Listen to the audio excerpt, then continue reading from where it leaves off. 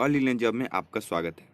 तो जो हम बात करने वाले हैं बीएसएफ हेड कांस्टेबल का, जो रेडियो ऑपरेटर रेडियो मैकेनिक का वैकेंसी निकला है, उसका सिलेबस क्या है, एग्जाम पैटर्न क्या है और किस प्रकार से ये प्रक्रिया होने वाली है, निगेटिव है या नहीं है, डॉक्यूमेंट्स क्या चाहिए, किस प्रकार से चयन होगा, किस किस चैप्टर से आपके क्वेश्चन पूछे जाएंगे, सारा डिटेल्स आपको इस वीडियो में आपको हम बताएंगे।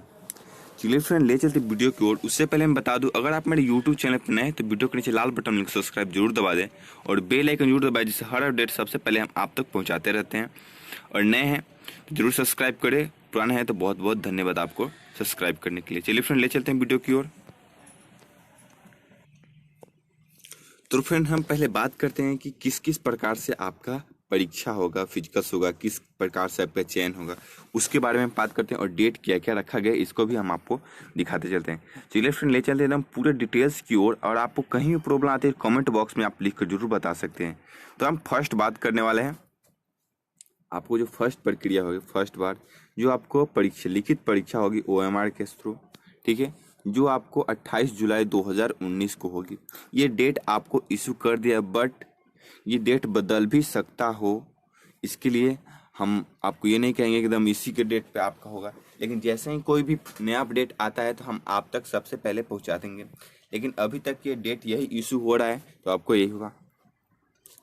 सेकेंड प्रक्रिया आपका फिजिकल्स की होगी, जो हाइट, चेस्ट, रनिंग और क्या क्या प्रोसेस है वो आपको भी हम नेक्स्ट वीडियो के लिए फिजिकल्स का स्पेशल वीडियो हम बनाएंगे आपको, जिसमें फिजिकल्स किस प्रकार होंगे, क्या क्या आपको कैसे करना है, उसके भी पूरी जानकारी आपको दी जाएगी।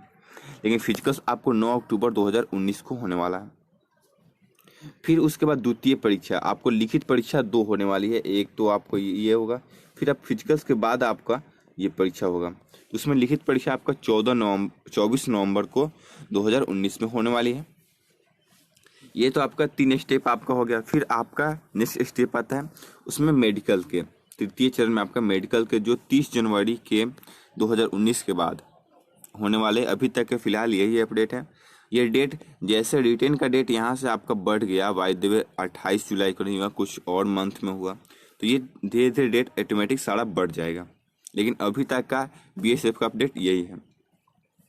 अंतिम प्रक्रिया में आपको पूरा ये फर्स्ट एग्जाम और सेकंड एग्जाम का रिटेन के थ्रू आपका ही मेरिट बनाया जाएगा।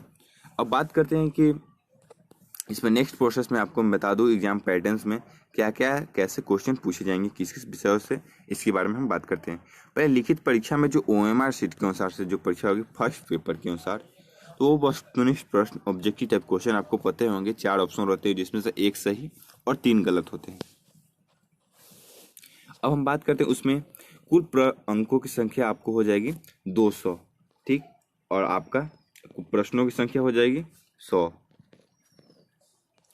पूरे डिटेल्स। और ये कुल समय आपको रहेगा 180 मिनट, यानी 30 घंटा का आपके पास समय रहेगा। टोटली 3 घंटा का समय रहता है।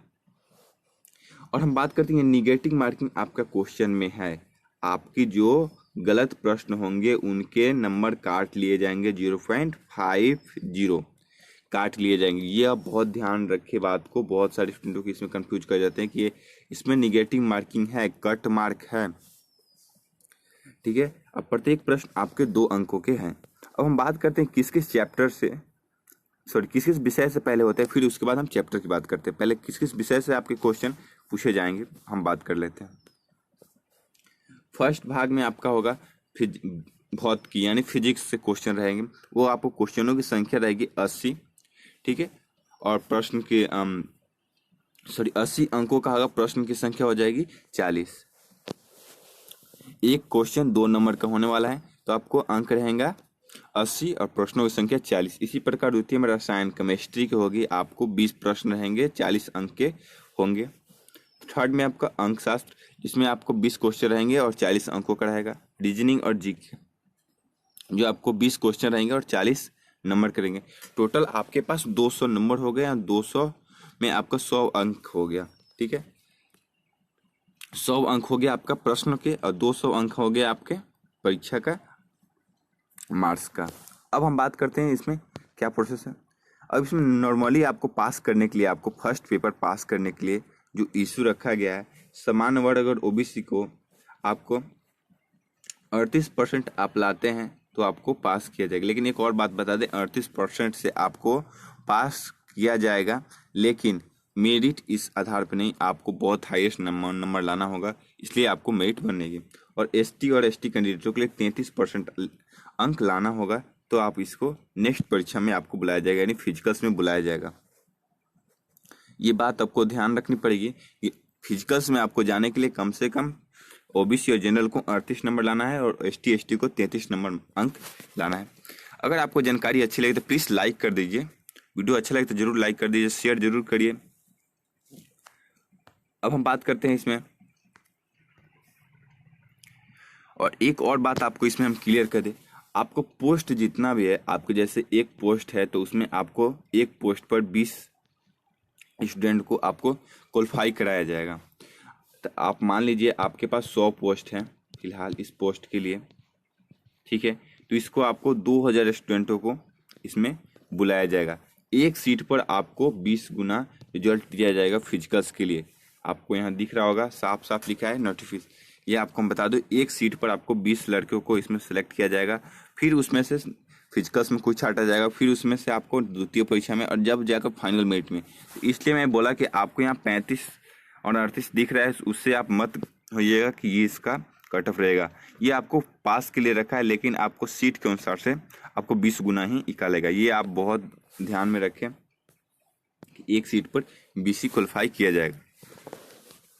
अब नेक्स्ट हम बात करते हैं, अब हम बात कर लेते हैं ये फिजिक्स जो होंगे उसके किस किस चैप्टर से आपके क्वेश्चन पूछे जाएंगे, इसके बारे में हम बात करते हैं, ठीक है। तो आपको फर्स्ट क्वेश्चन माप से आता है, विधि, कार्य, कार्य, ऊर्जा, शक्ति, गुरुत्वाकर्षण, विद्युत धारा, चुंबकीय प्रकाश सतह, प्रकाश का अपवर्तन अपवर्तन और इसी प्रकार इत्यादि संचार के द्वारा आपके क्वेश्चन पूछे जाएंगे। लगभग फिजिक्स के नॉर्मली हाईलाइटेड जितने भी चैप्टर आते हैं आपको ये पूछे जाएंगे, और एक दो चैप्टर बढ़ सकता है। लेकिन ये आप चैप्टर को जितने भी नाम आप देखें, प्लीज़ इसको आप ध्यान में रखें, या तो स्क्रीनशॉट ले लें या तो वीडियो को आप ऑफलाइन डाउनलोड करके रखें, या जिस प्रकार सके, लेकिन आपको ये ध्यान रखना होगा। अब नेक्स्ट बात करते हैं केमिस्ट्री के।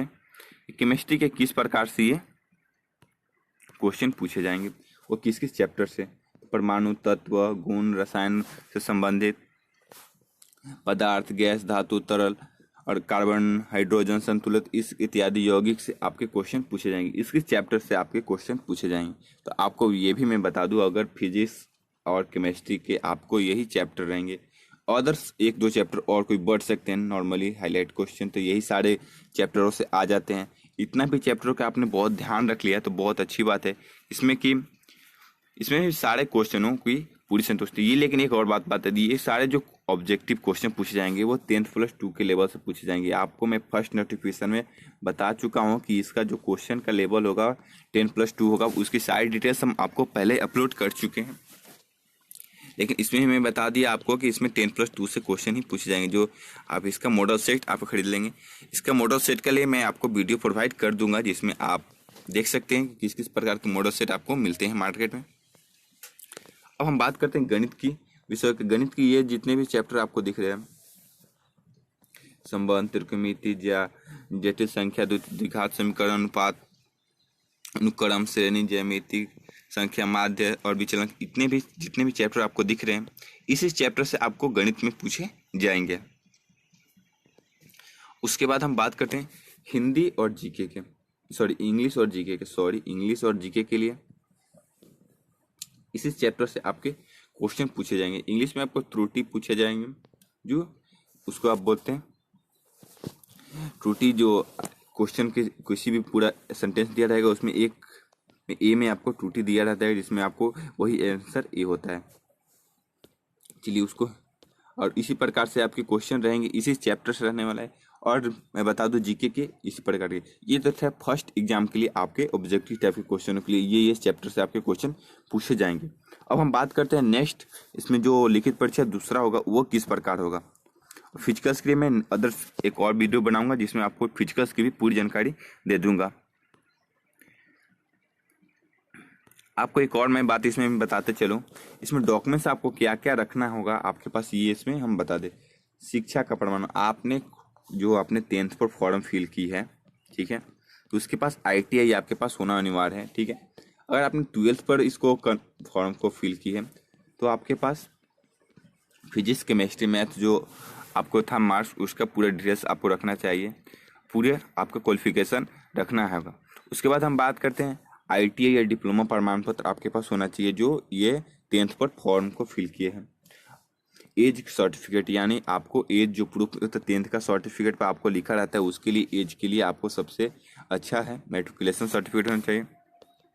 उसके बाद 4 नंबर बात करता है आपके पास आय प्रमाण पत्र होना चाहिए। ठीक है, आप आय प्रमाण पत्र बनवा लें।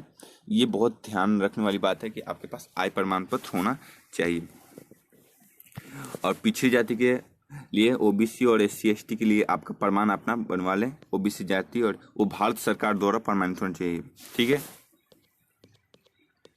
और फिर बात करते हैं 6 नंबर ST ST प्रमाण, वो भी बता ही दिया आपके। और अन्य 10 दस्तावेजों को आपको साथ रखना है। जो आपके पास कोई एक्स्ट्रा क्वालिफिकेशन हो तो आपको उसके साथ रखना चाहिए। चलिए बात करते हैं नेक्स्ट में, जो सेकंड परीक्षा आपकी होने वाली है वो किस प्रकार से होगी, वो कितने समय के लिए होगी, आपको हम पहले बात करते हैं। वो आपको, तो फिर मैं बता दूं आपको, ये जो क्वेश्चन, ये आपसे जो क्वेश्चन पूछे जाएंगे इसमें आपको फिजिक्स से, केमिस्ट्री से, मैथ से, इंग्लिश और रीजनिंग से द्वारा आपको पूछे जाएंगे। जो आपको 2 घंटा 30 मिनट आपको यहाँ साफ साफ लिखा है उसी के अनुसार आपसे पूछे जाएंगे। ये भी आपके जो प्रोसेस होंगे आपको 12th लेवल पर पूछे जाएंगे।